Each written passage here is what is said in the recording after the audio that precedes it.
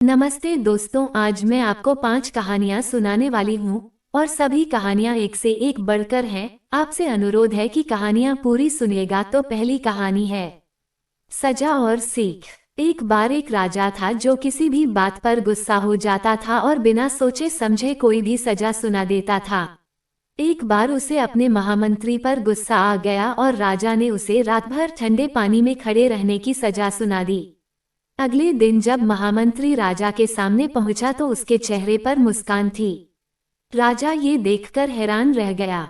उसने महामंत्री से पूछा कि तुम इतने शांत और खुश कैसे हो? क्या तुम्हें डर नहीं लग रहा? महामंत्री बोला कि डर महाराज, डर कैसा? मुझे किसी ने बताया था कि जो व्यक्ति बहुत गुस्सा करता है वह अगर ठंडे पानी में रात भर खड़ा रहे तो उसका गुस्सा खत्म हो जाता है और साथ ही वह हमेशा जवान रहता है। ये सुनकर राजा ने खुद ठंडे पानी में खड़े रहने का निश्चय किया और महामंत्री को वापस भेज दिया। इसके बाद पानी में कुछ पल बिताते ही राजा को ठंड लगने लगी और उसे एहसास हुआ कि जिनको वह सजा देता है उन पर क्या गुजरती होगी। तभी उसने प्रण किया और गुस्सा करना हमेशा के लिए छोड़ दिया। इस कहानी से हमें ये शिक्षा मिलती है कि गुस्सा और गुस्से में लिया गया निर्णय दोनों ही कभी सही नहीं होते। दूसरी कहानी ऊंची सोच।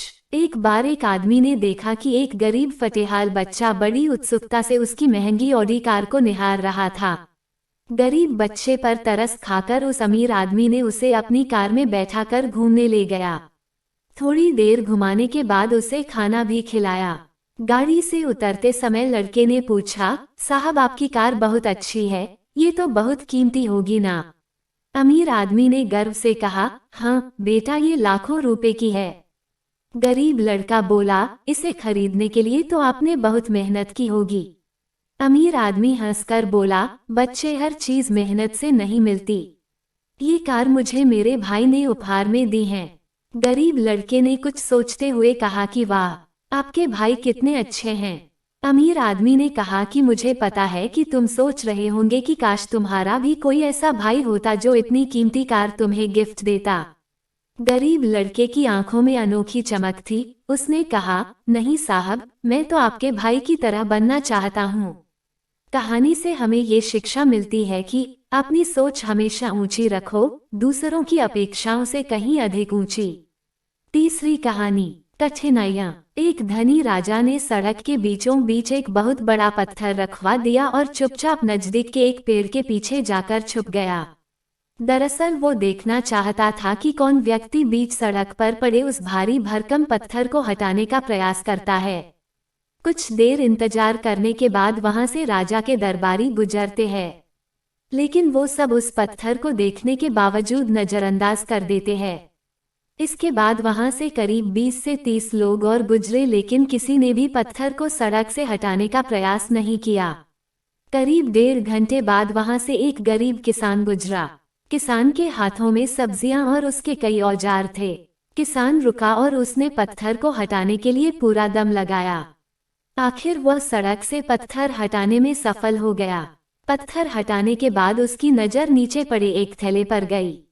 इसमें कई सोने के सिक्के और जेवरात थे। उस थैले में एक खत भी था जो राजा ने लिखा था कि ये तुम्हारी ईमानदारी, निष्ठा, मेहनत और अच्छे स्वभाव का इनाम है। जीवन में भी इसी तरह की कई रुकावटें आती हैं, उनसे बचने की बजाय उनका डटकर सामना करना चाहिए। इस कहानी से हमें ये शिक्षा मिलती है कि मुसीबतों से डरकर भागे नहीं, उनका डटकर सामना करें। चौथी कहानी श्रद्धा और तोहफा। एक बार गौतम बुद्ध एक गांव में रुके हुए थे। वहां उनके प्रवचन सुनने के लिए रोज बहुत से लोग आते थे। एक दिन बुद्ध ने वहां से जाने की बात कही तो गांव वालों ने उन्हें रोकने की बहुत कोशिश की। हालांकि बुद्ध ने उनकी बात नहीं मानी। इस पर गांव वालों ने तय किया कि वो उन्हें कुछ देकर विदा करेंगे। अगले दिन सब लोग कुछ न कुछ लाए थे और एक एक करके उन्हें दे रहे थे। बुद्ध अपने शिष्यों से तोहफे उठवाकर एक तरफ रखवा रहे थे। वहां एक वृद्ध महिला ने अपनी बारी आने पर एक झूठा आम बुद्ध के सामने रख दिया। वह बोली कि महात्मा जी, मैंने आपके सामने अपनी सारी जमा पूंजी रख दी है, कृपया इसे स्वीकार करें। बुद्ध ने उस झूठे आम को प्रेम सहित उठा लिया। सब लोगों ने बुद्ध से पूछा कि आपने उनके तोहफे तो शिष्यों से उठवाए और वृद्धा का झूठा आम खुद उठाया, ऐसा क्यों? बुद्ध ने कहा कि वृद्धा ने श्रद्धापूर्वक अपना सब कुछ मुझे दे दिया, जबकि आपने अहंकार में आकर महज दिखावे के लिए मुझे महंगे तोहफे दिए। लोगों को अपनी गलती समझ आ गई।